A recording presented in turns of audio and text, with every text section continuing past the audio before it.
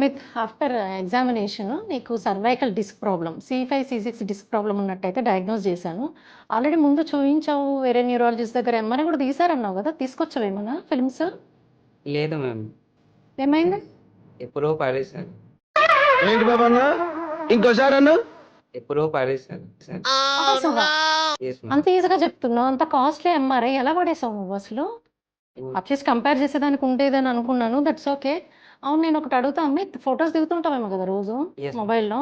Yes, ma'am. ఉన్నాయి అవి? ఉన్నాయి మ్యామ్. 8 మంత్స్ బ్యాక్‌వి? ఉన్నాయి మ్యామ్. 1 ఇయర్ బ్యాక్‌వి? ఉన్నాయి మ్యామ్. మరి అవన్నీ పెట్టుకున్నావు కానీ 8 మంత్స్ బ్యాక్ తీసిన ఎంఆర్ఐ ఫిల్మ్స్ మాత్రం పడేసావు. చూడండి, ఇప్పుడు ప్రీవియస్ ఫోటోస్ అలానే ప్రిజర్వ్ చేసుకోవడానికి రీజన్ ఏంటి? మనం ముందు ఎలా ఉన్నాము, ఇప్పుడు ఎలా ఉన్నాము కంపేర్ చేసుకోవడం కోసం. సిమిలర్లీ మన మెడికల్ ఫీల్డ్‌లో కూడా అంతే.